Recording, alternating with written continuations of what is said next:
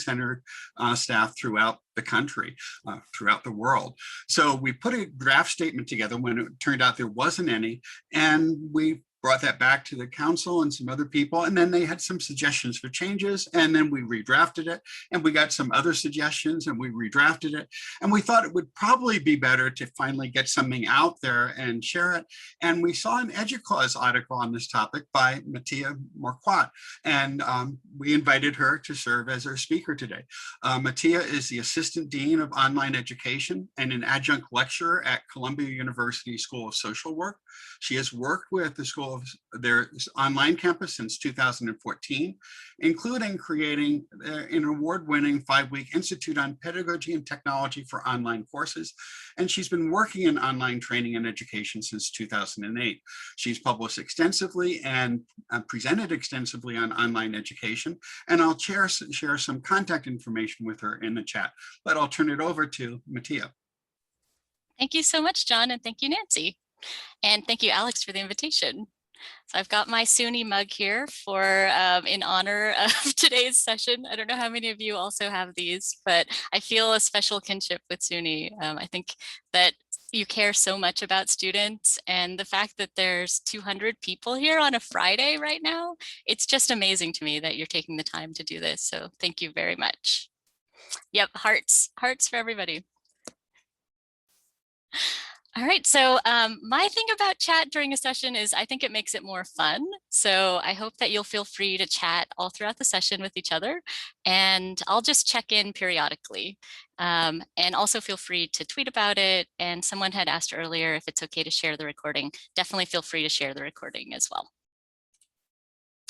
So today we're going to talk about considering student webcam use in online classes, and then also other ways to maintain active engagement. And I hope that you will share your experiences throughout, ask questions, and walk away with something that'll be useful for you. Here is our agenda. So we're going to do some introductions. We'll talk about the camera statement. We'll talk about considerations for webcam use, and then other ways to actively engage students. We're going to have a breakout group. So at that point, you'll have a chance to really share with each other. And then we'll debrief that. And then we've got some time for Q&A and a wrap up. All right, so as a warm up here, let us know in the chat. You've got 3 choices here. So either something that's made you smile or laugh recently, or something that's been helpful for stress relief or self-care, or if you don't want to talk about that, just talk about, let us know a book or a movie or a TV show or something you recommend and why.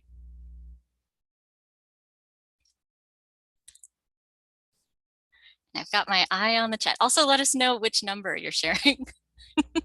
First shot, yes, first vaccine shot. That's really exciting. Nice yoga. We've got some mindful people here. Nice, the warmer weather. I love the warmer weather myself, yes. True crime podcast, yep. I've been listening to My Favorite Murder, which is a true crime comedy podcast. Comedians on TikTok, yep. The Sun, dogs. 3 people trying to dig out the Suez Canal, yep. That is a gigantic ship. Walking your dog, seeing a student this morning with her wild uncombed hair. Yep. Chatting and eating, crocheting, amigurumi or amigurumi. I don't know what that is. I'm not a crocheter, but that sounds really cool. Ooh, the Sway podcast. Deep questions. Coffee at the beach. Wow, that sounds really nice. Exercise, short meditations. Listening to your 3rd grade daughter's Google Meets with her class. Yep. I FaceTime with my niece every Saturday, and she's in 4th grade, and it is really fun. It's just so fun to get the kid perspective on webcam. All right, so we've got over 100 other ones, so I'll leave it to you all to read each other's. And thank you very much for sharing. I love how warmed up everyone is. This is fantastic. All right, so then moving on to this particular webcam topic, let us know in the chat what brought you here today. And also feel free to continue answering the other questions as well. Ooh, I see someone's recommending the book Cast by Isabel Wilkerson. Yes, I've been listening to that one on audiobook. I really like it. All right, good. So folks are here because they have students without cameras on. A dean sent out an email recommending it. Always striving to become a better teacher. That, I feel like that's the SUNY spirit, always striving to become better and continuously improving. I love it. Yep, you have a class where no one puts their camera on. Remote learning collaboration, interested in the topic, enhancing engagement online, learning new or more ways to engage students. Nice. Lots of blank screens and no responses. Saying anybody, differing opinions on the use of cameras. Difficult to know if students are paying attention, wanting to encourage your colleagues that they don't have to have cameras on.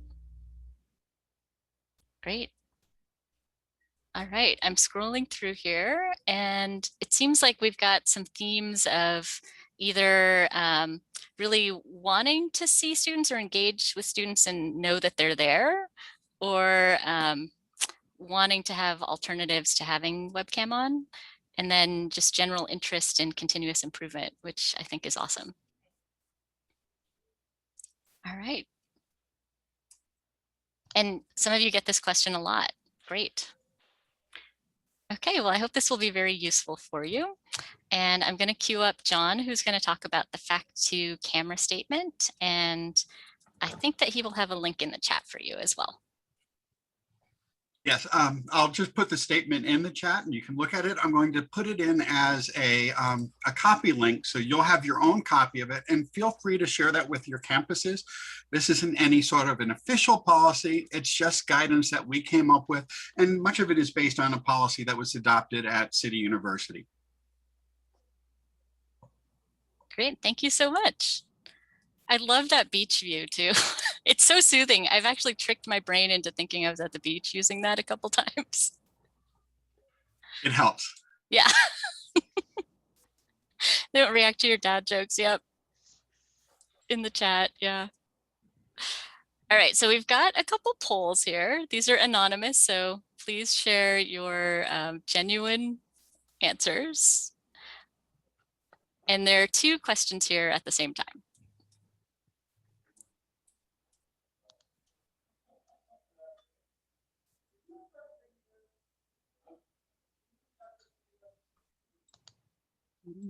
Ooh, I see a lot of responses coming in.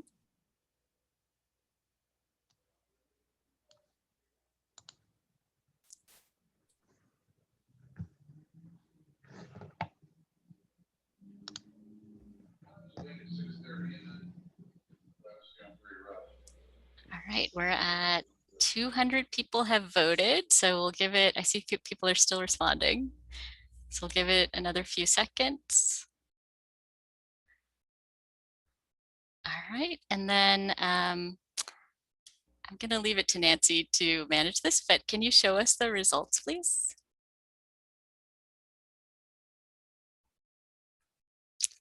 All right, thank you. So you can see we've got folks here admitting that most of us are looking at ourselves when we are on webcam.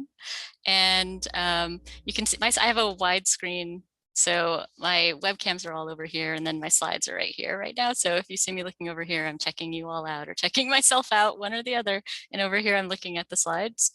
So 10% is the most popular answer. We've also got 25%, 50%. So it's kind of split here in between 10%, 25%, and 50%. That's most folks here, but we do have a large percentage who are looking at themselves 75% or even 100% of the time. And you know, it really is something that can be very distracting, because you know, if you're looking at yourself, I look at myself and I'm like, oh, maybe you know, my hair or my this or that thing. So folks are expanding in the chat. Great. So looking at the camera is looking at your students. Yes. So Christine's making the point that when you look at your webcam, it looks like you're looking at your students, but of course you're just looking at, you know, the circle of the webcam. but you do try to look into the camera. So it can sort of bridge that distance online.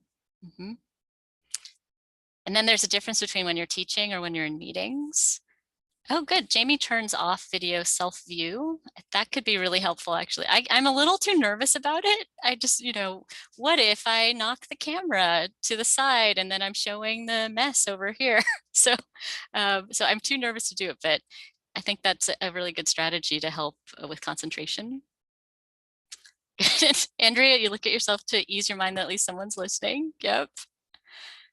Tiffany, you find the chat bar more distracting as students argue about politics. All right, good. And Christine, you've already got a takeaway. You didn't know you could turn off the self view. Yep. Good. All right, lots of sharing here, which I appreciate. And Deborah, you turn your camera off to lecture and then back on for questions and answers. Oh, great, Alex, thank you for adding that, the link here. Staring at my face on Zoom. So then for our other question here, how tired are you of Zoom or web conferencing? We've got half of us see the value. We're tired of it, but we do see the value. Some of us still love it. So 27% say not tired at all. And then 18% say desperately want a vacation from Zoom. All right, thank you. Ooh, Susan, you have a flower postcard right behind the monitor, so you look at that. That's a great strategy. That would put me in a better mood. All right, so I'm going to go back to the slides. Hopefully I'm not doing anything wrong when I close that. Okay. Oh, how do I get rid of, let's see, annotate and erase. Let's get rid of that. Okay, good. All right, so here's a question. This is for chat. Do you think it's possible to interpret body language correctly via webcam for one person? So we got some no's. These are some examples of having fun taking screen grabs of myself on webcam here. So not really, no. So no is kind of the overwhelming response. We have yes a little, it depends, I try to do it, possible but not super accurate. Matthew's pointing out that it's hard to identify body language correctly in person, let alone on webcam. So possible to some extent, maybe if you know the person well. Michelle's pointing out, are we always accurate face-to-face anyway? Susan's pointing out, you can tell when they're bored, but most of the cameras are off. Body language can be tough to decipher. Yeah, I know one instructor who has a small class and says that he gives brownie points when students smile. But it seems like we thought someone was sleeping during a presentation, but turns out they're taking notes. Laura, good point there. It is hard to tell because I actually was trying to do the good thing in each of these. So I was taking handwritten notes in number one, I was listening deeply in number two. That's a position I've seen other students take when they're listening. And it's kind of it can be a cultural thing too. Some cultures tend to, or different people have different approaches, but some people close their eyes when they're listening. And it can look like they're not paying attention, but actually it helps them pay more attention. Yep, and sometimes the camera's off due to bandwidth. Great point. Good, and Patricia's making a good point about it depending on the subject matter. So if you're doing a speaking class, then there might be a really good reason to have students on webcam. Yep, Christine, you doodle when you listen. I know a lot of people do that, and then in an in-person class, sometimes people think that means they're not paying attention, but actually people just do. People are different and they have different approaches to listening, and it kind of looks different for each person. So one thing about critically reflective teaching is hunting out our biases, and thinking about interpreting people's body language on webcam can be a way of hunting out our biases. Christine, you had a student working at Walmart during a lecture. Yep. Celeste, if you're showing a PowerPoint, you want students looking at their screens. That's a good one. Yep. And Jeremy, you feel like you've had to train yourself to look attentive. And that's a good point. Sometimes students feel like they have to perform for the instructor, and that can actually be distracting. So I try to take online classes every year and just to remember what it's like and have that empathy of being a student.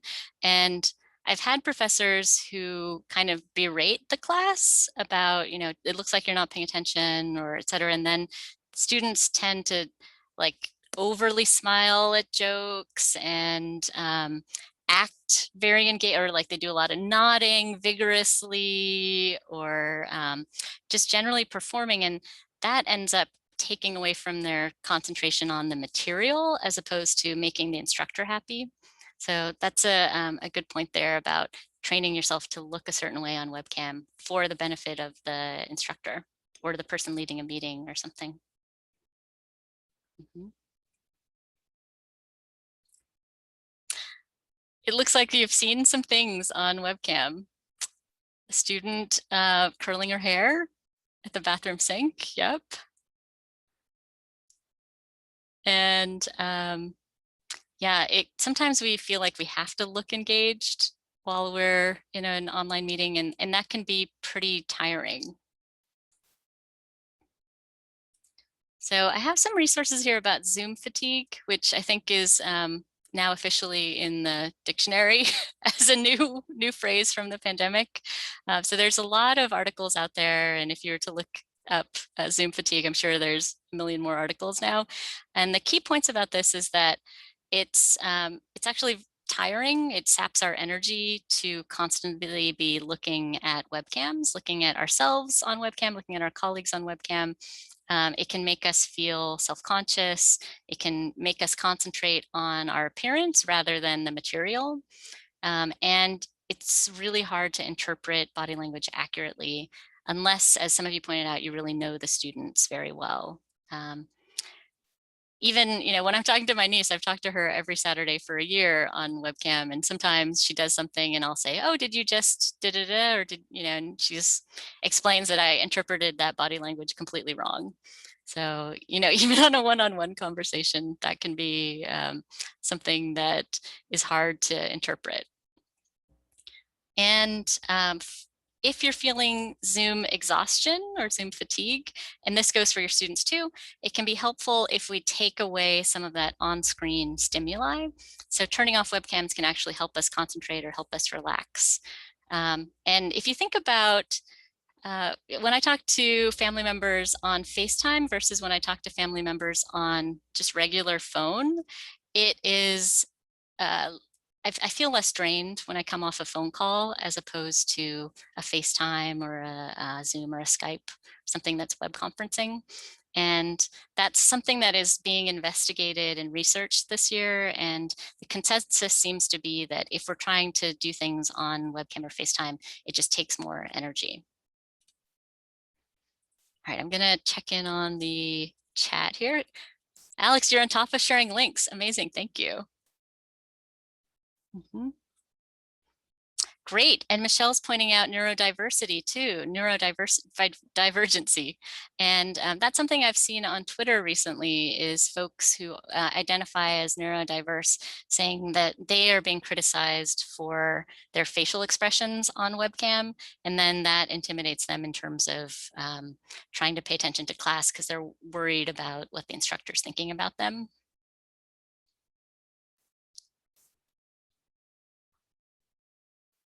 Right, when you're meeting one-on-one, you can ask students to turn on the camera and that can be helpful. Mm-hmm. Good, Sherry's pointing out that you feel less stressed in Zoom meetings than in live meetings. That's true. It's sort of like when you're in a room together, there's a lot of restrictions on your behavior. And then that gets a little bit loosened up on a Zoom, but then on a phone, you have a little bit more freedom there too. And that can be something that relaxes folks. Oh, someone is saying that the chat box is blocking the slides. On my screen, it's not, so I'm sorry about that. And let me see if does that fix it? hopefully that, okay. Can I close my chat box and then go back to it? Or I can, so I'm moving my chat box around the screen. I wonder if they're talking about the transcription. Oh, So you can hide the transcription if you'd like to do that. Just go to the transcript on the bottom of your screen and you can actually hide it. Nancy, wonderful. That's amazing detective work. Zoom detective work. Thank you. Great. And I appreciate the peer support in the chat as well. Thank you.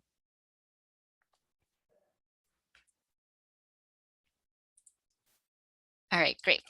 So we have another poll here, and I'm relying on Nancy. So big thanks to Nancy for preparing these ahead of time.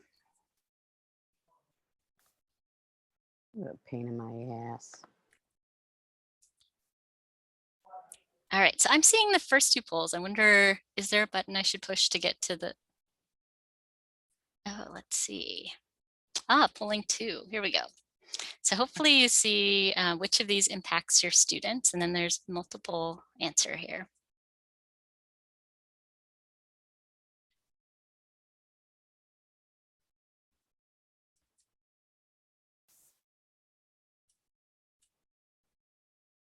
Oh, let's see. Not everybody sees the, okay. How about that? I just hit this launch polling button. Thanks for keeping us posted. I don't know if you saw, there's recently a story in the New York Post about a professor who at the end of a 2-hour Zoom class realized that he was on mute the whole time. So I appreciate the feedback in the chat here.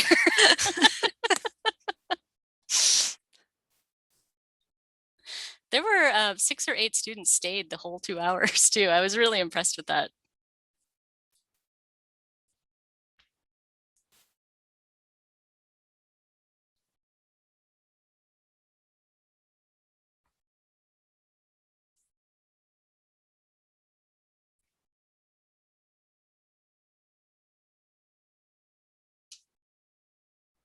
All right, great. I see a lot of responses coming in. This one takes a little more reading, so we'll give you a little bit more time there.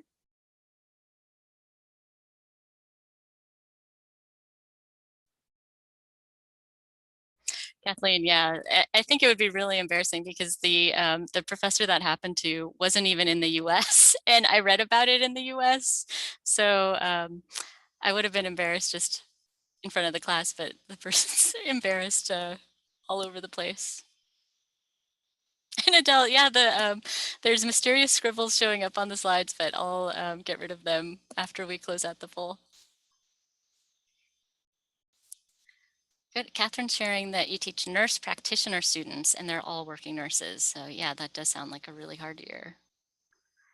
Jacqueline saying a lot of your students have poor internet connection. Jennifer uses Flipgrid to help with students who might be camera shy. Great. All right, Christine, you use polls to back up attendance. John, yeah, other than that, other than being on mute the whole time, the lecture was excellent. Good, and for this one, we just have one poll question. Explain Flipgrid. So maybe I'll leave that to the chat for a more detailed explanation, but basically Flipgrid is a website where people record videos and they can be private for a class. So everyone in the class might record a video or see each other's videos, kind of thing. Great, and John sent the link. Good, and Jeremy did too, great.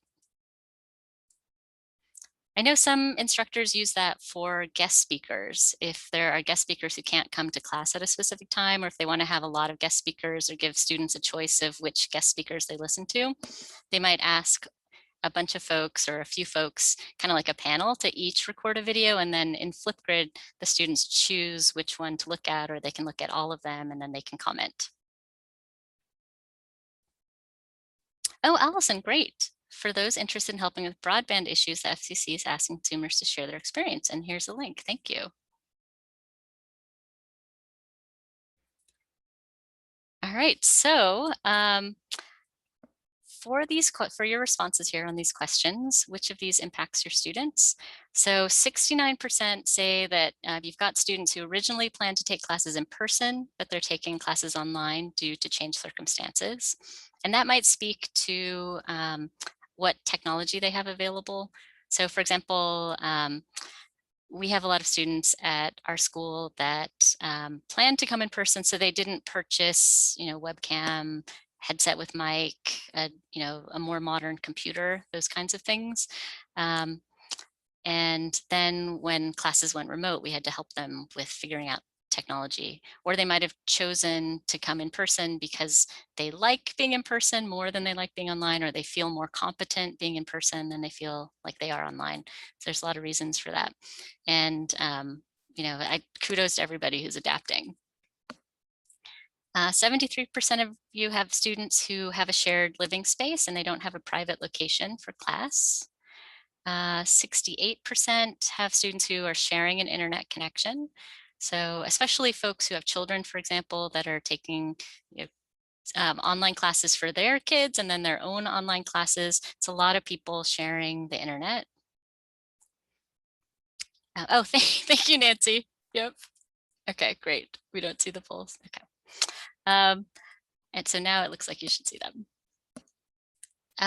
Here we go. So no personal computer. So there are 59% of you have students using a tablet or a smartphone for school. 47% of you have students who are using free Wi-Fi because they don't have a home internet connection. 73% of you have students experiencing challenging life circumstances due to the pandemic right now. And 36% of you have students experiencing food insecurity or homelessness. So that's a really big number. And I asked this question because part of the question about webcam is equity. And for students who don't have their own internet connection, maybe they don't have a home, a stable home, maybe they don't have a place where they can be private, and people will be moving in and out of their webcam if they're on webcam. There's lots of reasons for students not to be on webcam that are valid and don't have anything to do with not being engaged. So students can be very engaged and committed to coursework while not being on webcam.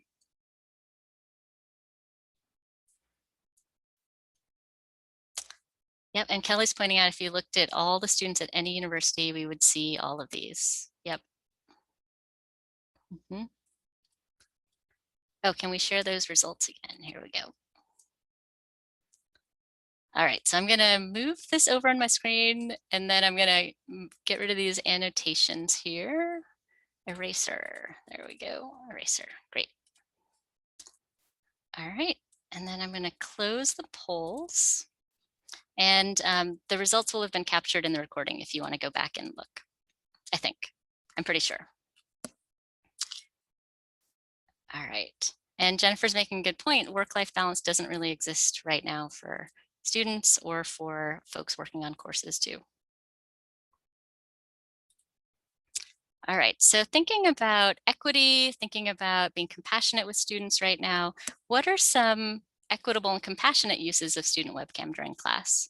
So some of you pointed out that you might have a class where being on webcam is kind of integral, like a public speaking class. Some of you pointed out that maybe in a one-on-one session, that might be a good use of student webcam. So let's see what other thoughts you have about that. Good, Lewis, for chemistry, you don't require webcam. And Allison, yep, many of these problems may get worse, even as COVID gets better. Good, Lisa, so maybe use it selectively, for example, introductions, closure, or when a student is speaking. And Jennifer, it's nice to see everyone's face. I agree with that, but you don't require webcam.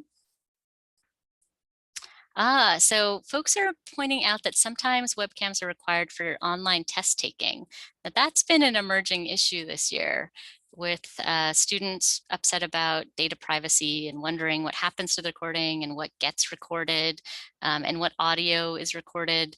So that's something that if it's possible to have alternate assessments, it's something that a lot of schools are starting to encourage now because of the concerns about using the webcam during for proctoring for tests or exams. Tiffany's pointing out, so you don't require it, but lots of people turn their webcams on and off when they talk. And then Deborah's saying that you invite students, but you don't mandate them to turn on webcams during private meetings. Good. And Carolyn, maybe having webcams on when they speak or in breakout groups or for individual meetings. Christine likes to allow students to introduce pets and children. Lisa, cameras for piano classes. Yeah, then you can see how they're doing. That's cool. Bill, you're teaching professional selling and they all keep their cameras off. Kate, you require webcam only in small group work if bandwidth allows. Hope you offer extra credit for professional presence, which includes webcams on and respectful active engagement. Good, so I'm seeing a lot of thinking about your particular context of your course and what might work best for your particular students, because there's a lot of folks here and you all have different contexts and courses that you're teaching and different students that you're teaching. So I really appreciate the customizing of how you're thinking about using webcam. That's great. So some of you like it, but you don't require it. And Celeste, you're saying students appreciate having the choice because their home situation is less than ideal. Yep, and Kate's pointing out your college has a policy that you cannot require webcams, and you see their usefulness, but so many students don't have access to technology or have anxiety or other mental health issues, and it's exacerbated by webcam use.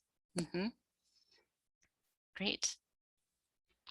All right, thank you for sharing all these. Wonderful, thank you. Okay, so we're going to move on to thinking about other ways to actively engage students during online classes.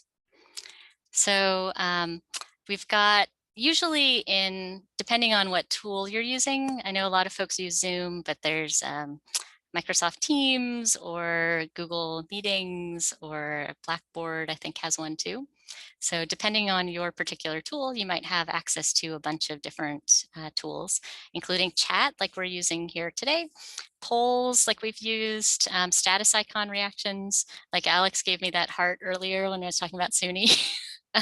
Breakout groups, which we're going to do next, and live collaboration through typing together in a shared document or a platform, which we're going to do in breakout groups. Great, so folks are sharing other ideas. Hope's been using live perusal sessions on images. Discord, using WebEx, great. So I'm going to just quickly talk about each of these, just hitting some high points, but I want to give you time in breakouts to really share your ideas with each other. So for chat, sometimes it can feel overwhelming to keep up with the chat. So a couple thoughts that you can take or leave are you can let students know when you're going to check the chat. So it might be like, I will check the chat whenever we change topics, or I'll check the chat when I ask you a question that I want you to answer in the chat, or something like that. Or you could have students taking on roles such as chat moderator. So if you're worried that something's going to happen in the chat, like someone was talking about a political science course, and if you're worried that it's going to get contentious, you could have a couple moderators who jump on the mic if something happens in the chat that you should know about. And it can help to set some norms. So some students are worried that they'll be judged if they have typos or incomplete sentences in their chats. And if you have times during class when you think students should not be chatting, like if there's a particular portion of a lecture or something, then you can let students know about your norms in your particular class. Jennifer, so great. You invite students to use the chat, but you ask them not to use it excessively so it doesn't distract from the lesson. So for your class, it's used to primarily answer questions and ask questions. Great. And Robbie, you asked for volunteers in class to monitor the chat. Yep. Patricia, you asked them to raise their hand instead of chat. Good. Christina, is it fair to ask students to function as moderators? Doing it well could mean not attending to class activities. So that's a good point. I think it depends on the particular class, the topic and the size of the class and things like that. And the students, some students might find that it helps them focus to monitor the chat. And other students, you're right, I think would find it very distracting. Yep. Great, so thank you for these ideas here. I put in a couple instructor perspectives here. One is about turning class sessions into a dialogue, and then the other is about creating a sense of community and giving students an equal chance to participate. So one cool thing about the chat is that in a live in-person class, you might have a couple students who kind of dominate the conversation, who raise their hands first, and they do most of the talking. But in the chat, it kind of evens it out and gives everyone equal access to participate, even students who might be shy to speak up in public, as opposed to typing might be a little bit easier. All right, and then using polls and status icon reactions. So some examples, you might just use it for fun. It can be fun to do polls.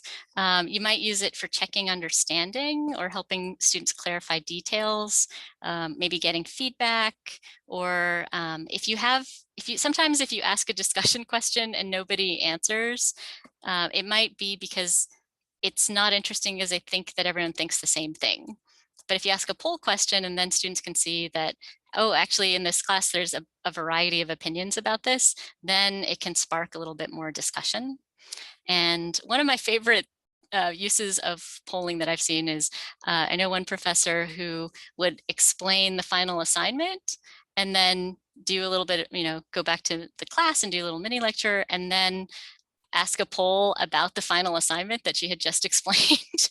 So she might say, okay, when's the final assignment due? Is it due Friday, Saturday, or Sunday? And then it's astonishing how many students will get that wrong.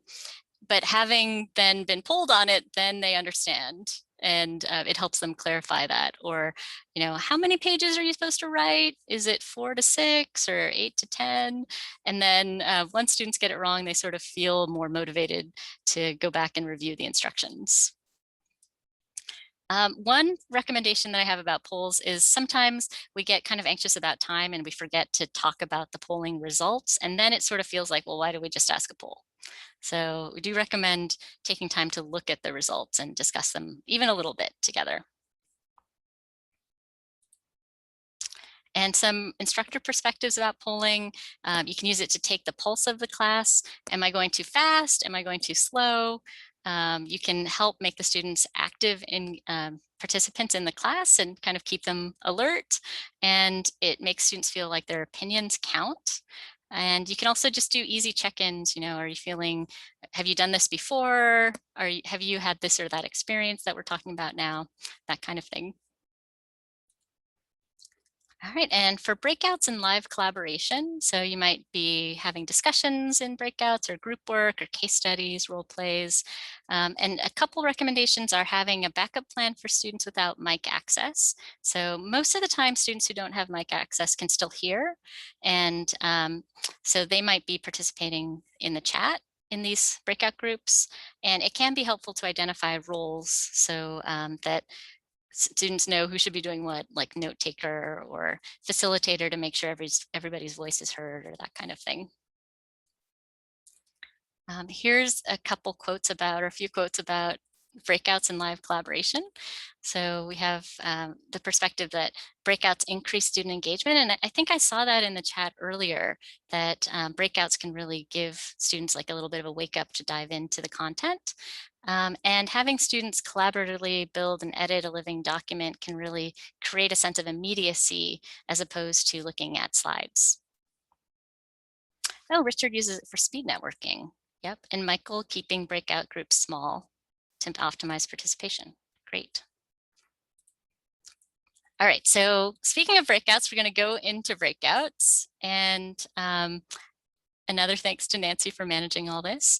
We've got instructions, and Nancy, thank you. So The link here to the slides is a deck where each group will be able to type onto a slide, and that way we're creating something together that's a take-home resource where you're sharing your ideas. And the questions are, talk about your ideas, experiences, and questions about how to actively engage students in synchronous online classes. Like maybe there's an activity that you really like to do that you want to share, or a breakout that you like to do, or a resource that you recommend, anything like that. All right, so I think we're just doing random breakouts, and we had 20 slides set up. So I think 20, but that might be too big. So I'll leave it to Nancy for setting up the groups, and maybe I'll jump in and add some more slides too.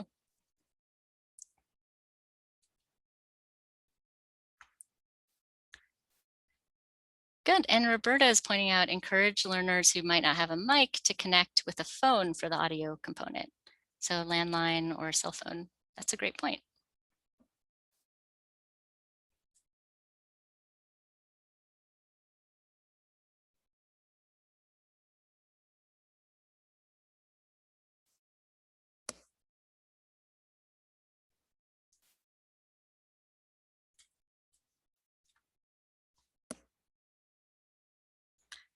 All right, I think that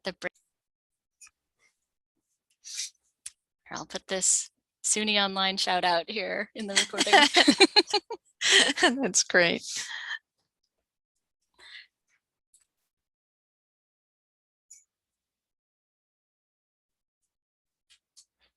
All right, welcome back.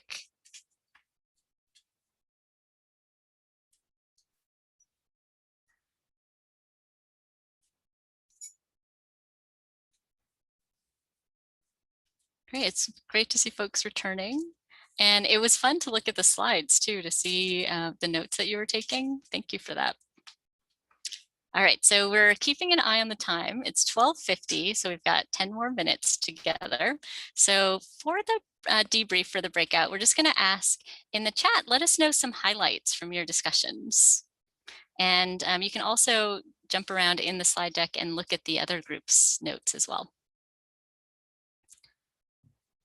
So I noticed in, so I have another screen, right? That's what I'm looking at. I noticed that someone does a motivation day reading quotes or poems from a motivation book, which sounds really cool.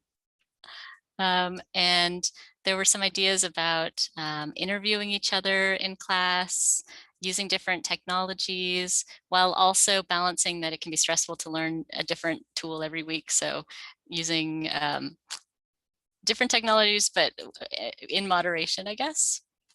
And there's some recommendations too, Perusal and Google Slides and Slido and Flipgrid and Kahoot.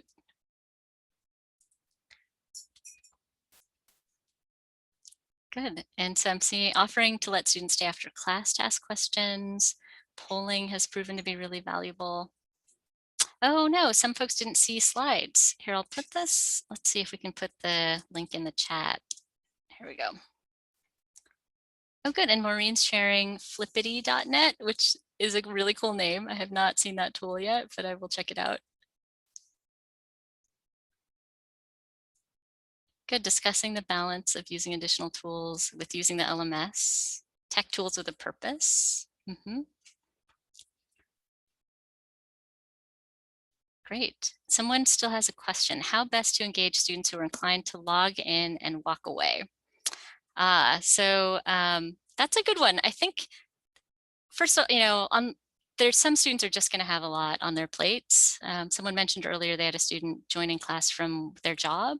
So that's, there's not going to be a perfect answer to that, but our rule of thumb for our school is every 3 to 5 minutes having students actively do something in an online class.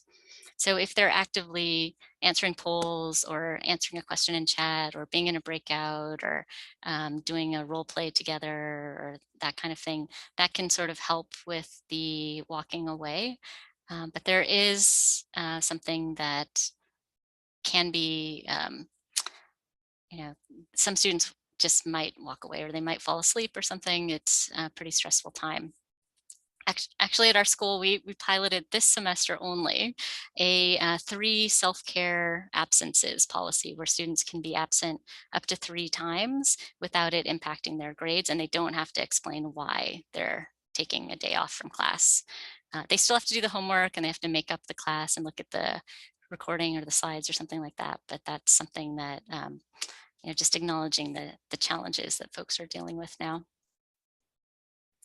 Laura, you had a student who's always driving. Yeah, if someone's in a car, I usually say, please don't be the driver. Can you join from the passenger seat? That is it's dangerous. Yep. Good, and someone mentioned Zoom bombing, which is when someone outside your group joins in a Zoom class or another webinar platform, and they just take over. There's been instances where people take over the screen sharing and they show, inappropriate images, or they take over the volume and they start talking over the instructor, for example. And I see folks are suggesting using a waiting room, passwords, authentication requirements, John's pointing out. Yep. So that might be something to work with your campus tech folks about, because it is scary when that happens, and can really ruin a class session. Password and waiting room.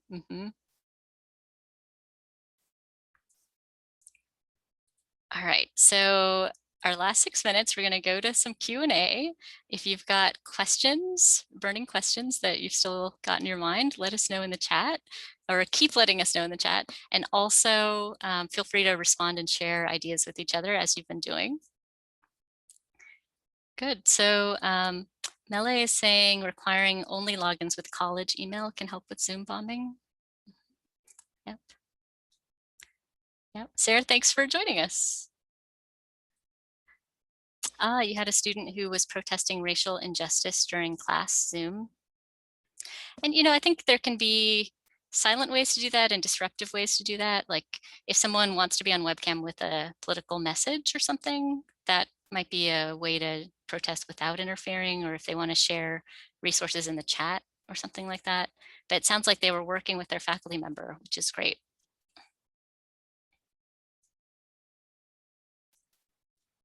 Sid is asking, will the slides be available after the session? Yes, I'm happy to share the slides, and I'll post them on my Twitter and LinkedIn, and maybe Alex or Nancy will share them too.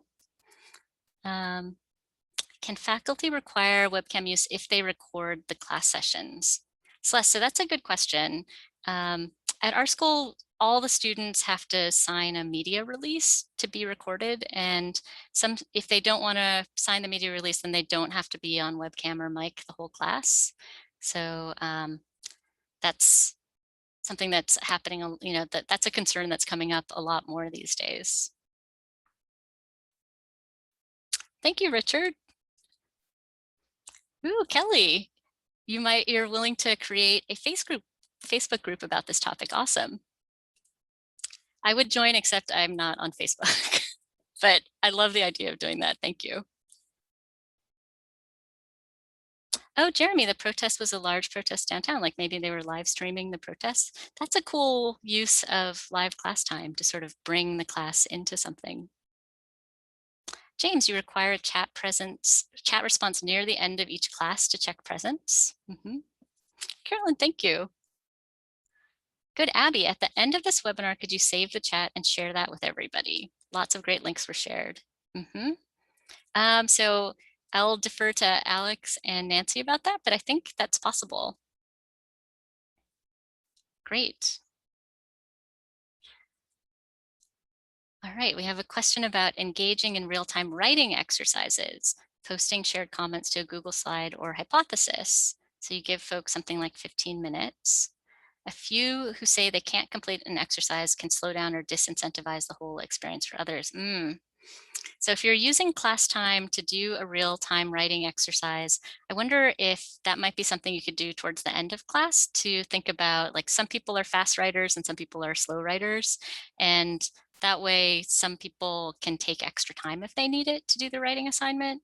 And you could maybe open up the next class session by looking at it, something like that. All right. Michael is asking, do we know of any resources for best practices in teaching American Sign Language remotely? For that one, we definitely need Webcam. And I'm going to think about, we use, for students with accommodations, we have an American Sign Language company. So I'll put that in those slides that everyone has the link to. So I'm just going to make a note to myself to put that company in there. And they might also have resources on their website. All right, so it looks like a lot of folks have to go. So we're just going to do one more thing, which is sharing your key takeaways in the chat. So thank you to our planning team for this idea here. So if you could go to the chat and don't hit submit, because we want it to be like a fun surprise what everyone's key takeaway is. Type your key takeaway into the chat, and then we'll just wait a little bit, and then we'll tell everyone to submit at the same time, and it'll be a fun and exciting chat.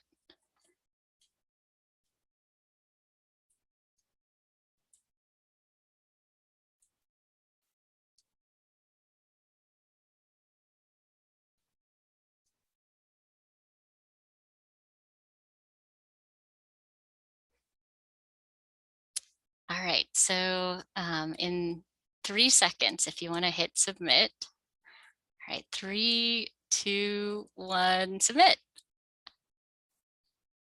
This was fun. Great. So there's a lot of different ways to keep students engaged, micro teaching topics, realizing it could be effective to work in shorter time frames, ideas to get students engaged in remote learning, Flipgrid, more interaction is possible. Wonderful. I hope that you'll all take a look at each other's ideas, and thank you very much for sharing your ideas, and put some resources in the slides, and just want to say a huge thank you. So we're right at 1 o'clock. Thank you so much for staying the whole time. And some of you who logged in early, you even stayed extra. So it was really fun to share this time with you and really think about this together. I really appreciate all the active engagement. Thank you.